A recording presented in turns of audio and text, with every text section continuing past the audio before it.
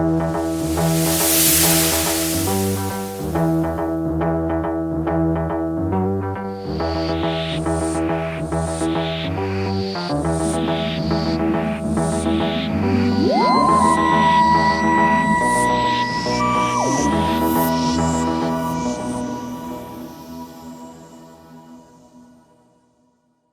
Dear Child by the Oncoming Rainbow.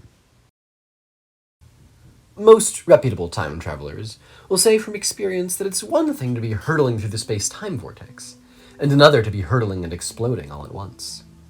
The Doctor, claiming he's neither reputable nor experienced, asks the important questions, such as, does the concept of speed truly exist in the time vortex? And are we on fire again? Traveling in the TARDIS was anything but inconsistent, even if that meant consistently failing. In the midst of a calm summer's day, on a planet not so far away, not so far is a term often used by scientists studying distances in deep space, used to mean actually it's really far, but who cares? Dim noises of life drifted on the gentle breeze, the outline of the horizon basked in the sunlight, and everyone agreed they were doing quite well for themselves. In a bush, an insect went to tell another exactly how well it was doing, when a great blue box dumped the entirety of its weight onto it. The TARDIS shuddered, groaned, jumped another foot forwards, and ground to a stop. Three figures stumbled, choked, and spluttered from the box, which had now settled uncomfortably on a hill. Smoke billowed out, marking it as a small landmark against the otherwise clear sky. One figure was joined by the others in forcing the door shut. "Oh, my ears!" shouted Dodo. The blaring noise coming from the TARDIS was barely muffled by the small amount of wood between her and it. Stephen rolled onto his shoulder to face her, grimacing. "Sounds like an alarm!" It stopped sounding like an alarm pretty quickly after he gave it a good kick. All that remained of the rocky landing were the lifeless wisps of smoke which hung in the air, and the usual atmosphere of apprehension which came with being anywhere new. "What was that, young man?" the Doctor asked pointedly, straightening out his lapels in a "how very dare you kick my TARDIS" fashion, which was obviously a gesture he had perfected after some time. "An alarm," Stephen said. "You know, they go off when things go wrong. Although, if the TARDIS has one, it's a wonder it's not going off permanently." While the Doctor examined a small splinter in the TARDIS, and Stephen pretended it wasn't all his fault, Dodo decided to admire the place they'd landed in. "Hey, Stephen! Doctor!" she exclaimed almost at once. "Come and look at this!" The three of them looked over more hills of rich green, punctuated by shrubbery as far as the eye could see. An array of houses spiraled from the valley below, nestled between the surrounding banks. Their brightly colored roofs reminded Dodo of gingerbread houses, and dimly she wondered if there was such a place like that. Of the few planets the Doctor had taken her and Stephen so far, it wouldn't have been too out of the ordinary. What if it rained and all the gingerbread people melted? Maybe their houses were edible, like in Hansel and Gretel. She loved playing Hansel in her school play, mainly because he was the one who didn't get cooked by the Wicked Witch. She never could understand why someone would choose cannibalism when there were so many sweets and so little people to hand. "Just our luck," said Stephen grimly, shaking Dodo from her thoughts. "What's wrong?" "What? Do you think we're going to walk right in and ask for a place to stay? They'll probably wonder what we're doing here, other than ruining their countryside." As he spoke, he scanned the steep decline down the hill and gathered all his thoughts into one concentrated frown, which, quite frankly, looked ridiculous on him. "Don't be silly. I think it looks like a nice place. You're not worried about walking, are you? It's not even that far." Although it was clear Stephen's mouth was moving normally, all of a sudden it started to make a very wooden, very not Stephen sort of noise. Over his shoulder, the TARDIS doors buckled with the full force of the Doctor throttling its handles. Stephen didn't seem to notice, but if he did, he certainly wasn't bowing to the racket anytime soon. "It's shook the TARDIS. "Well, if we don't know that shook the TARDIS. "Too far, or All right, what are you doing?"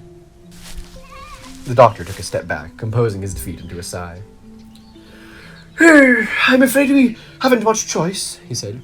"It seems the TARDIS would rather have herself to herself for now. Therefore, our best and only hope is to consult the owners of the settlement.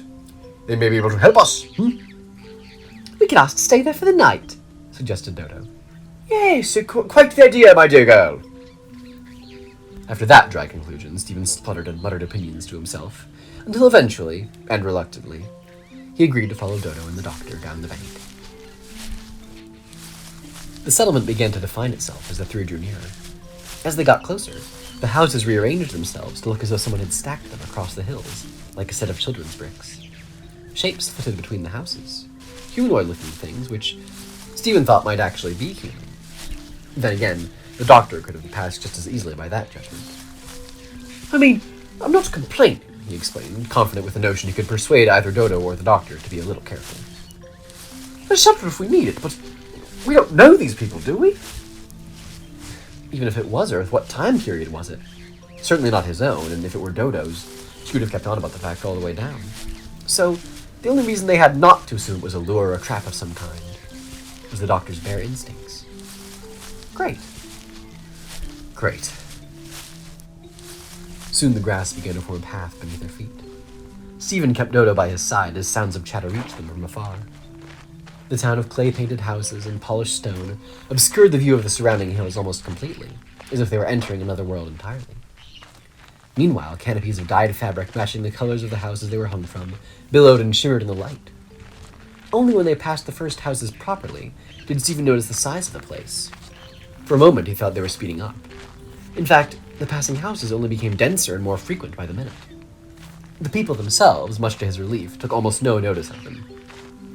Dodo tipped her hat cheerfully to anyone she did catch the attention of, but others passed the trio obliviously. Whatever species they wore an array of light tunics, from delicately sewn vests to thick layers and cloaks that looked like they could trip anyone in a mile's radius. If there was ever a worse place to wear a black t-shirt with black trousers and an even blacker shoes, thought Stephen, it was just here. Whatever species they wore an array of light tunics, from delicately sewn vests to thick layers and cloaks that looked like they could trip anyone in a mile's radius. If there was ever a worse place to wear a black t-shirt with black trousers and a pair of even blacker shoes, thought Stephen, it was just here. Dodo, in her thankfully bright jumpsuit, trotted up to the doctor's side. So, where are we going? She asked. Well, the doctor began. Never before had Stephen witnessed a man so unsuspecting, so suddenly knocked down. Even now, when he didn't expect it to be by 12 or so children. It turned out he'd been right about all those layers being dangerous. Somewhere during the following complaining and apologizing, a small audience gathered around the commotion. Right. Now they're interested, he said through his teeth, flashing a smile at the ring of onlookers. One of the older children who hadn't yet been dragged away by their parents smiled back, which was a small comfort, if nothing else, despite the fact that they'd been partially responsible for flooring the grown man. While Dodo helped the doctor get to his feet, someone made their way through the crowd to greet them. They crouched down to one of the children and whispered in their ear. It must have been something with good intentions, since the child turned and handed the doctor a small ribbon clasped in their hand. Oh, the doctor grunted, pressing out his jacket. Thank you. Thank you indeed. Now, I mean to ask if any of you are in charge. If so, would you mind telling us who you are, so we may do the same? Faltering for a second, the person who had come through the crowd smiled at the strangers and extended an arm. We are the Liss, they said, clasping the doctor's hands as if they were a precious gemstone. Albeit, a precious gemstone that they had a lot of. If they just looked around, they might have noticed hands weren't a particularly rare sight. Yes, thank you. You may call me the doctor. This is Dodo, Stephen. I'm Amy. You look lost, if you don't mind my saying. We don't... Get too many visitors? No, I gathered as much from your secludedness, said the doctor. And Amy took Dodo's hands with a grateful smile. Although, we did hope for a little accommodation, if you offer it. Amy turned their attention to Stephen and held out their hands. Not meaning to look rude, he let them greet him the same way. Oh, I see. I'm sure I can find you somewhere comfortable to stay. Once the crowd dispersed about their daily business, and a pair of Liss had eagerly volunteered to let them stay the night, Stephen managed to pull the doctor away from a long conversation he was having with Amy, that Stephen thought might drive both of them to an early grave. While they had been discussing the occupational hazards of being an unsuspecting walker in the town, Stephen noticed the other two Liss had left to presumably show Dodo wherever it was they were supposed to be staying. At least he hoped that was why they'd taken her away. It was this thought that eventually urged him to take the doctor aside. So, we're staying here, are we? He asked in a low voice. Thankfully so, dear boy, the doctor said. I do hope you're asking me to tell them how grateful you are for their hospitality. They've taken Dodo. Stephen hissed urgently. Shouldn't we have gone with them? We don't know where or what this place is, right?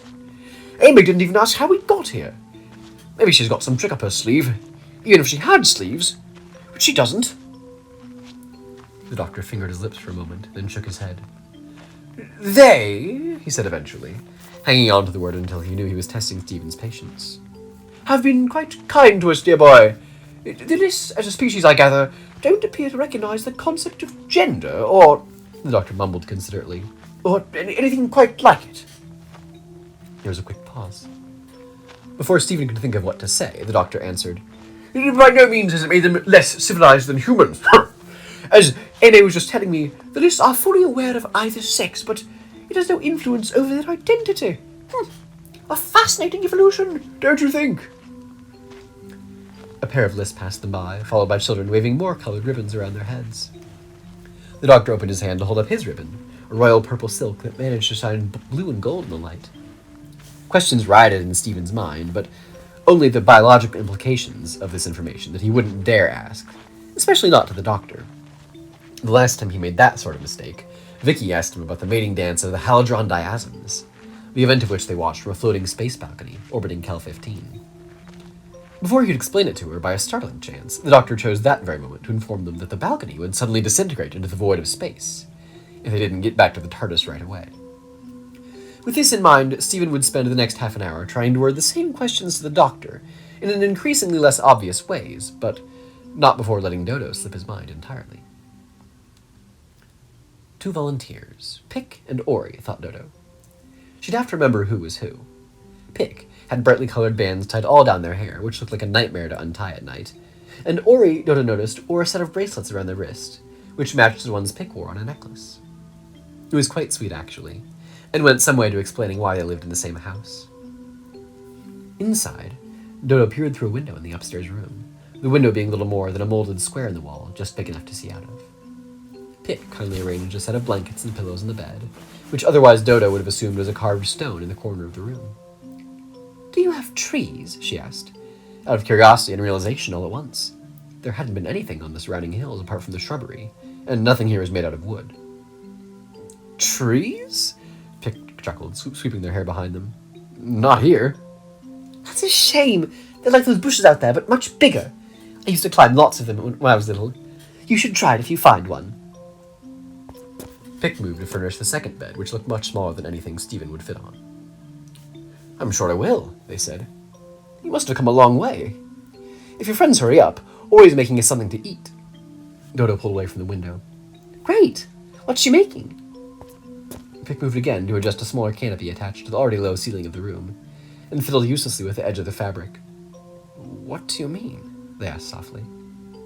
I mean, is she cooking anything we've heard of? I don't know who. Ori!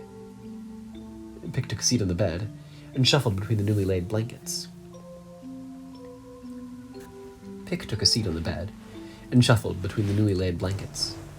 You, they began, struggling to find the words. You really aren't Liss, are you? Dodo shook her head. Sorry, no, we aren't. All right, the Liss use they when they refer to any other Liss, said Pick, letting Dodo sit tenderly beside them. Think about saying, they are cooking, they like cooking, or they eat, they are cooking. We are different in our own aspects, but only use the one term. I get it, said Dodo. She explained how the concept worked on Earth, or at least how she thought it worked. Pick seemed quite amused by it all. People on Earth, they said slowly, define other people by something completely out of their control? I suppose so, but mustn't it get confusing when you call everyone the same thing? Pick led Dodo down the narrow staircase, talking all the while. Why else would we have names? You have yours. Do you need much more than that? At the bottom of the staircase, Dodo turned and shrugged. I'm not really called Dodo, but I like it better than Dorothea. Again, Pick tipped their head in confusion by something Dodo assumed sounded perfectly normal. Then surely Dodo is your name. You call yourself that. The two ducked under a low archway, which was the best the house could do for doors, where Dodo realized that, aside from the beds upstairs, there was nothing to sit on. It didn't matter. The misshapen pillows strewn across the floor looked inviting enough. She picked one with a pretty red hem. On Earth, our parents have to choose our names. We don't get to change it that much. She waited until Pick had gone into the next room, and returned with Ori. She could hear them muttering to each other through the wall, but try as she might to press her ear up to it, it was too thick to hear much else. Ori came in eventually, carrying a tray of glazed pink bites, and handed Dodo a small silver rod. She turned it in her hands for a moment, then reached out and impaled one of the bites with a sharper end. From Ori's smile, that must have been the right way to do it. Take two, they said, seeing how much Dodo enjoyed the first. Pick's been telling me about your planet. It's really not that bad, Dodo grinned, impaling another of the pink things. Ori's had a lot of names, Pick added. I think we all have. Do your friends also come from your planet? Oh yes, Stephen comes from Earth. Speaking of him, neither he nor the doctor had turned up yet. As if reading her mind, Ori placed the tray down and turned toward the doors. I'll see if they're outside yet. Pinching the bridge of his nose, Stephen asked again, No, I've got that, that's all right, but what if Tulis wanted to... Stephen? And the doctor? Someone asked aloud, the voice being followed by an older Liss approaching the two from a large yellow house down the street. Ah, thank you, said the doctor. Ori frowned. Did I say something? Stephen trailed again behind the others toward the house in the street, the very place he assumed they'd be staying for the night. No, he said in a low voice. He's just grateful for the interruption. After a while, the ums and ahs coming from the doctor's appreciative food tasting were forcing Stephen to consider whether eating his own head would be a much preferable situation. The words, I'd better see how the TARDIS is, had never come with such relief. One of you care to come with me? Dodo shook her head. It's getting dark. I want to go sit in my new bedroom. She patted Stephen's arm with enough innocence to let him know that she very much intended to throw the burden of climbing all the way back up the hill on him, and that he should be quicker to find an excuse next time. Once the conversations downstairs had subsided, most of which sounded like Stephen and the doctor debating with each other, Dodo watched their heads bob by below the window. They disappeared around the far end of the street, only leaving the colorful gingerbread houses and holographic fabrics. She kneeled on the bed until her knees started to hurt, desperately trying to glimpse the sunset over the back of the houses. Some Liss emerged from their own houses carrying fuzzy squares of light, small orange lanterns which kept the canopies around them shimmering in their glow. Other Liss leaned from their windows to watch the people dance and hum in tune, until even Dodo found herself humming along with them. Nice, isn't it? Stephen remarked, nodding vaguely toward the horizon over which he was sitting. The doctor kindly replied by flinging a piece of metal over his shoulder. Having practiced this just a moment ago, Stephen flinched out of the way, and had a terrible flashback of the previous 10 minutes, the memory of which was currently forming a bruise in the back of his head. The doctor, so far bruised less, was working with a pile of collected bits and pieces which would occasionally glimmer in the dying light. The sunset often made Stephen feel as though he should say something poetic, partly because he rarely watched them. Nice, isn't it, had taken a good 10 minutes to come up with. At this point, the son realized nobody was going to say anything better about it, and sulked away altogether. When Stephen first asked the doctor what he was working on, he got a reply something along the lines of, What? Said the doctor again, jabbing him in the back. Stephen turned to him and was pointing towards a silver rod in the grass that lay just out of the doctor's reach. A similar-looking one was held between his teeth, which was funny because another similar-looking one was sitting right at the front of Stephen's memory. He picked it up and handed it to the doctor anyway, but not before noticing that whatever contraption he was building had a collection of ribbons tying the parts together.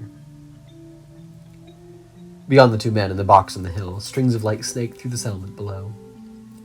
As the lights passed behind the houses, it looked as though the settlement was a twinkling array of lights. Once again, Stephen could think of nothing to say. The distant glow illuminated the last of the doctor's efforts.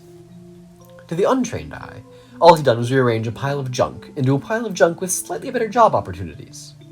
It was safe to say that only the doctor understood its full strengths and capabilities. Stephen chose this moment of finality to ask about it again. What is it? Air conditioning! Oh. The settlement continued to dance and flicker. Stephen thought of Dodo being down there too. She seemed happy enough. Staring upwards, Dodo could just about make out the mist of her breath in the light. The dancing glow of the lanterns had subsided so late into the night. The windows struggled to make the rest of the room look like more than a jumbled setting of shapes and colors. The night, other than herself, was utterly still. "Stephen?" The night was still. If she blinked and sharpened her gaze enough, she could see Stephen's stirring outline in the bed opposite. "Stephen, wake up!" "I'm too busy sleeping," came the muffled reply. "I'm not. I can't sleep." Stephen's blankets rustled. "I can." He turned over. "Stephen!" The next pause coming seemed to be the time it took Stephen to decide whether the conversation was worth having. After a while, it sounded more likely he'd gone back to sleep. Dodo thought she'd carry on anyway. "All right, fine. I couldn't stop thinking about Pick and Ori and all the other lists. Do you think they're right?" He was definitely asleep. "I like being Dodo, I do really. I didn't used to like it, but it's so much better than being Dorothea. I didn't think a lot of it on Earth, but maybe it is unfair to call everyone either a boy or a girl. Lots of people we've met haven't been either. Sometimes they've been both. Do you think humans will evolve to be like that? To be like the lists? I might ask the doctor. I was telling Pick about when I was little and climbed trees a lot. Sometimes I used to pretend I was a pirate king, sailing the 7 seas, but then someone asked me why I wasn't being a pirate queen. I didn't know why, really. I just said I didn't mind what I was, so long as it was fun. And some of the rules we had at school were silly.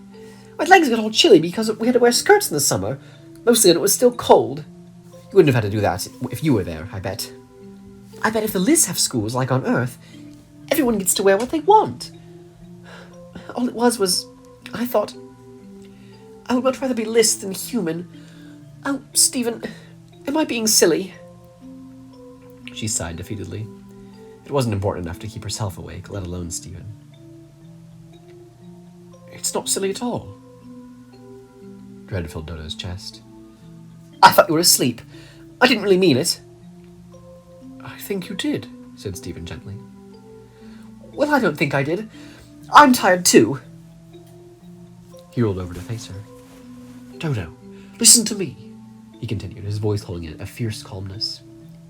"In my time, gender isn't something you can't change. Not everything's perfect, but you can choose your pronouns, your name, your identity. You don't have to stop being human. In fact, it's a very human thing to feel." "I don't know," Dodo said in a small voice. "I'm just Dodo." "Well, there you go. You don't have to be anything more than that." He took a deep breath and shuffled up. Another thick blankets came from his chin to his waist. Dodo could see him clear in a dim glow of the window cast on that side of the wall. "I don't know about the doctor. I don't think anybody does, but I had another name before Stephen. Nobody told me I had to keep it, so I chose my own. There were some false starts, but I knew I was Stephen in the end." "Then Dodo furrowed her brows through the darkness. what were you called?" Stephen laughed. "I can't tell you that." "Come on, you're teasing me now," said Dodo, sitting up straight so she could meet him at eye level.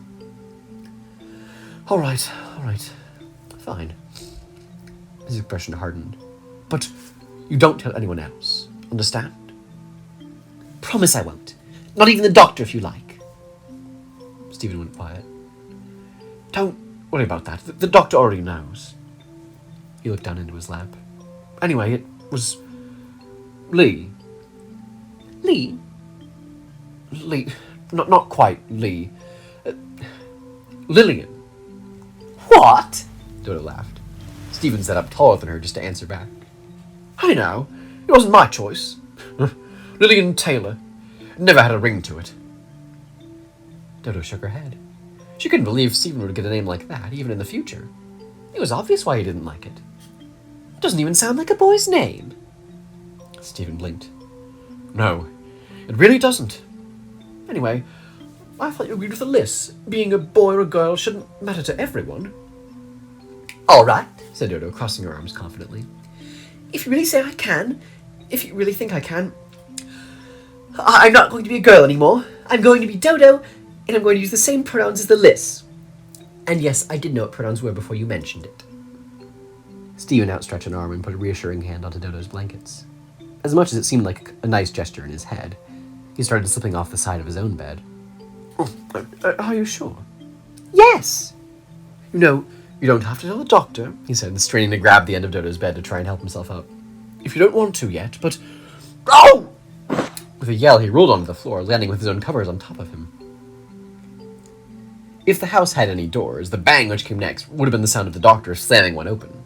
Since there were none, it could only be assumed that the bang and the following word uttered were the result of the doctor hitting his head on the low arch into the bedroom. "Hey, what sort of racket do you think you're making up here?" He looked down and jabbed the moving pile of blankets with his stick. "Ow!" said the blankets. "Go to sleep, the pair of you!" "Yes, Doc," the blankets mumbled, and got jabbed again. By morning, the sun shone brighter than ever. The insects of the bushes had finished holding a funeral for their squashed friends, while wearing their darkest shades of green, and afterwards returned to their daily lives of sitting on leaves, and occasionally sitting on some other further unexplored leaves. The TARDIS whirred gently on the hill, waiting patiently for the travelers to return.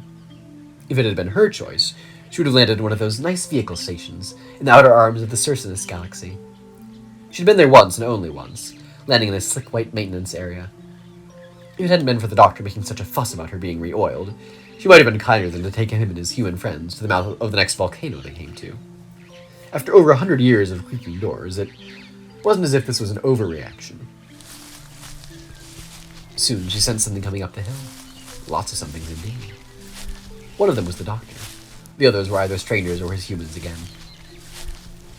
Thanks for keeping us, Dodo said with a grin, walking between Pick and Ori. Ahead of them, the doctor was once again deep in conversation with Ame, and Stephen listened in thoughtfully. Dodo glanced back at the List settlement. For living in such a lonely-looking place, the List were some of the most colorful and welcoming people they'd met. It would take a while after they'd left for Dodo to realize how much the List and Stephen had opened their eyes last night. Stephen shot them a glance as the TARDIS came into view, as if to say, "It will all be okay." "Hopefully you get on well with your travels," said Amy, carefully dismissing the curious size of their ship. While everyone exchanged brief goodbyes, Dodo slipped through the doors of the TARDIS and let the gentle hum of the interior fill their ears. The doctor and Stephen joined them eventually, discussing something about cutlery and the large air conditioning unit currently balanced on top of the TARDIS's rotor. "Doctor," said Dodo. He still spoke to Stephen. "Now, I was forced to acquire everything on my own terms. Whether that comes under the term stealing or cautious gathering, it makes no difference whatsoever to me." Doctor, Dodo jumped in louder. That's not what I was going to talk about. Stephen perked up and gave them a nod from over the doctor's shoulder. "Yes, my dear child." The doctor's eyes sparkled with kindness, and Dodo felt their stomachs settle. They took a deep breath just for luck. There was something I was going to try and tell you. Something Stephen told me about, you see. Performed by Rachel Pernell. Edited by Sherl. Visuals by Kellogg. Cover art by Harvey Smith. Produced by Kellogg, Taya Van Dyke, Alex Baxter Scott,